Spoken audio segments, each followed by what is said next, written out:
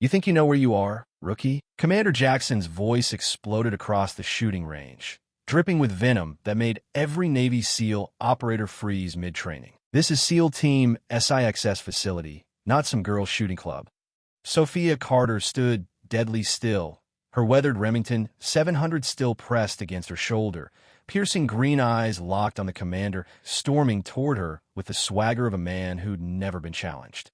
28 elite operators from SEAL Team 6 had stopped their drills to witness what promised to be another brutal takedown of the female sniper who had been assigned to their unit just 4 days ago.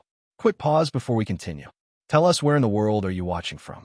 If you're enjoying these stories, make sure to hit subscribe because what happened next would obliterate everything Jackson believed about female operators. Jackson ripped the rifle from her hands with vicious force, his laugh razor-sharp enough to cut glass. 15 moving targets, 6 minutes. Wind conditions at 52 knots. The team record stands at 9 minutes, 38 seconds. Think you can handle that, princess? Or are you just here to look pretty? He hurled the rifle back at her with deliberate cruelty. But Sophia snatched it smoothly, her movements betraying years of lethal muscle memory. "I'll try, sir," she whispered, her voice barely audible above the savage coastal wind whipping across the Coronado training facility.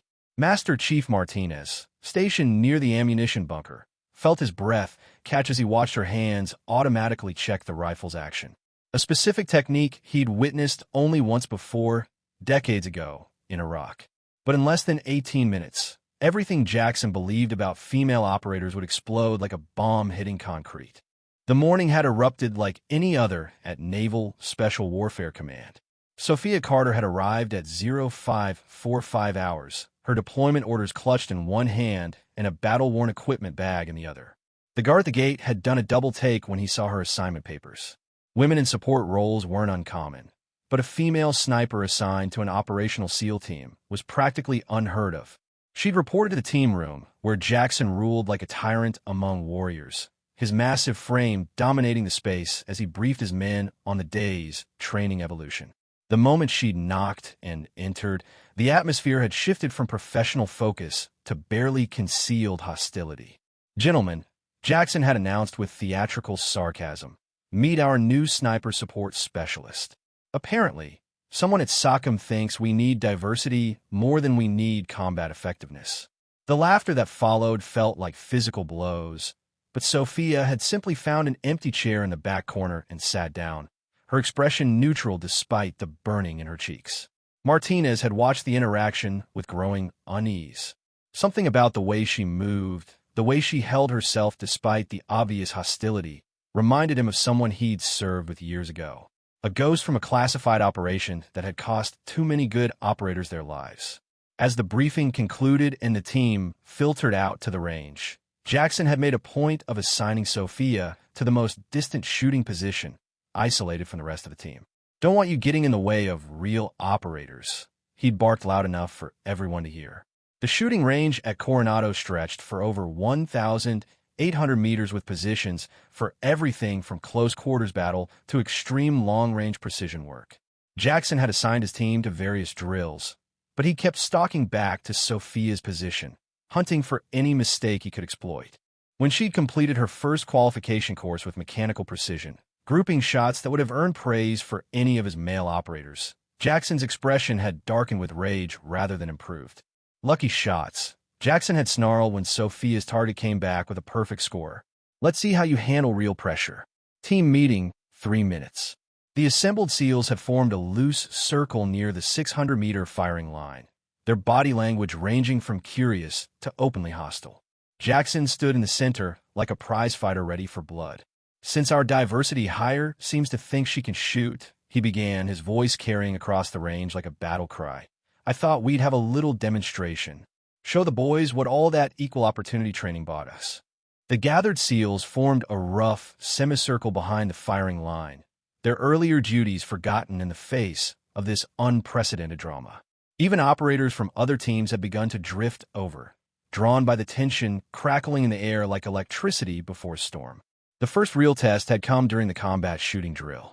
Jackson had deliberately assigned Sophia a weapon system with a scope that hadn't been properly zeroed, then stood back with arms crossed, waiting for her to fail, But Sophia had simply studied the rifle for a moment, made minute adjustments to the scope based on some mental calculation, and proceeded to place 12 rounds through the center ring at 700 meters.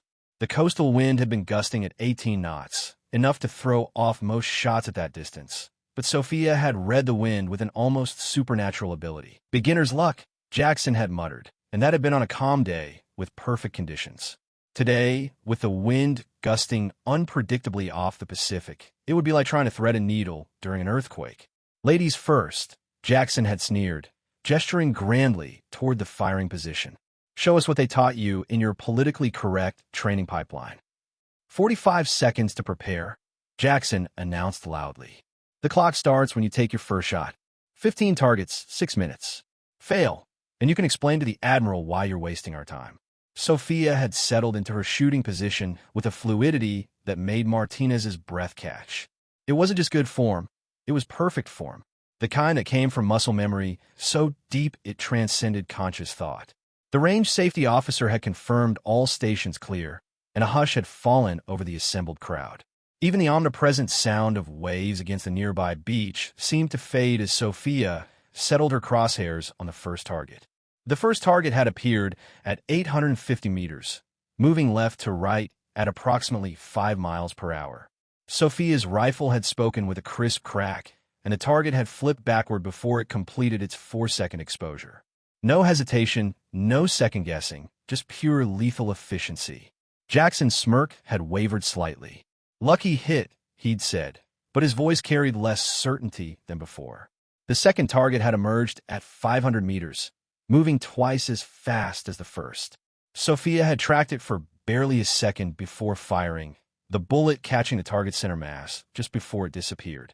Her movements between targets were economical, the rifle flowing from position to position like it was an extension of her body. Martinez noticed she wasn't even using the range's wind flags anymore. She was reading the air itself, seeing patterns that revealed nature's invisible currents. By the fifth target, the crowd had gone completely silent. Sophia was shooting at a pace that shouldn't have been possible, acquiring and engaging targets faster than most people could simply identify them. Her rifle spoke in a steady rhythm. Crack. Bolt work. Acquire. Crack. Jackson had stopped talking entirely, his face a mask of growing disbelief and something that might have been fear. Target number 7 had been the most challenging yet, 1,200 meters out, moving erratically in a pattern designed to simulate a running human. The wind had gusted suddenly, strong enough to send dust devils dancing across the range. Any normal shooter would have waited for the wind to steady, but Sophia had simply adjusted her hold and fired, the bullet bending through the air to strike center mass. Jesus Christ, someone whispered behind Martinez. That shot should have been impossible. Sophia had already moved on, her focus absolute. 8, 9, 10. Each target fell in sequence. Each shot a demonstration of skills that transcended normal marksmanship. Martinez felt his throat tighten as memories flooded back. He'd seen this before in Iraq's Anbar province. Sophia Carter shooting through a sandstorm to save 12 trapped seals, making impossible shots that had seemed guided by divine intervention. As target 14 fell to another perfect shot, Martinez made his decision. He moved quietly through the crowd until he stood next to Lieutenant Kim. Do you know who she is? Kim whispered without looking away from the spectacle. I'm beginning to suspect, Martinez replied quietly. And if I'm right, Jackson is about to eat crow. The final target emerged at maximum range, moving in a complex pattern that combined lateral movement with sudden stops and direction changes. Sophia tracked for a full second, calculating the perfect firing solution as the wind gusted again. She fired. The bullet took nearly 3 seconds to travel the distance, but Sophia had calculated perfectly, placing her shot not where the target was, but where it would be. The impact was center mass.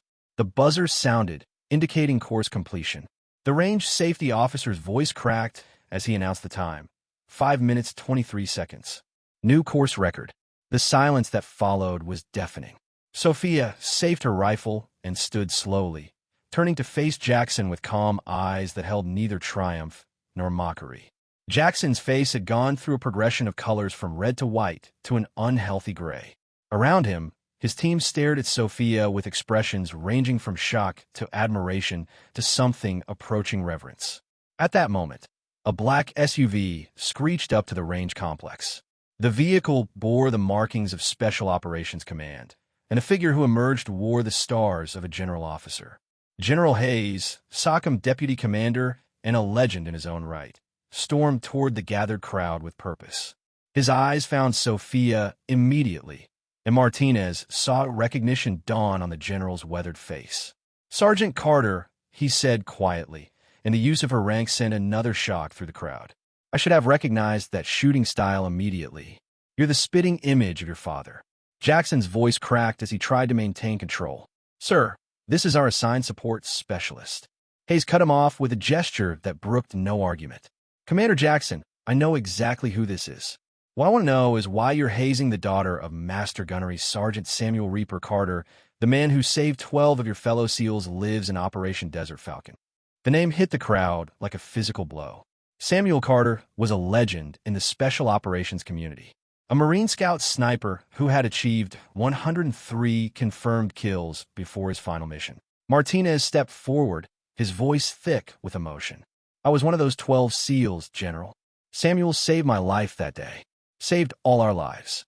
He turned to Sophia, seeing her clearly for the first time. "I tried to find you after the funeral. Your mother had passed, and you disappeared into the system." Sophia's composure finally cracked, tears streaming down her face. "You didn't fail, Master Chief. I didn't want to be found. I was angry at everyone, at Dad for dying, at the military for taking him." Jackson stood frozen, his face a mask of horror as the implication sank in. "But I couldn't stay away," Sophia continued. "Dad taught me to shoot when I was 7 years old. He used to say that marksmanship was like meditation. It required perfect unity of mind, body, and purpose." Jackson had found his voice, though it came out as barely more than a whisper. 12 SEALs. My brother was one of them. Marcus Jackson, Team 4. The confession sent another shockwave through the assembly. Sophia turned to face him fully. "Petty Officer 2nd Class Marcus Jackson. Dad wrote about all of you in his final letters." Jackson's legs seemed to give out. He sank to his knees on the packed dirt of the range, tears streaming down his face. "I've spent 14 years hating myself for not being there." Sophia moved then, crossing the space between them to kneel beside Jackson. Her hand found his shoulder. "My father would say you were protecting your team the only way you knew how." She helped him to his feet. "Dad used to tell me that the brotherhood of warriors transcends everything else. You didn't know who I was, but I haven't earned your respect yet. Only my actions can do that." Martinez cleared his throat. "Your actions today were pretty convincing. That shooting display? I've only seen that level once before. Your father shot through a sandstorm to hit targets the rest of us couldn't even see." General Hayes had been conferring quietly with his aide. "Sergeant Carter, I have the authority to modify your orders.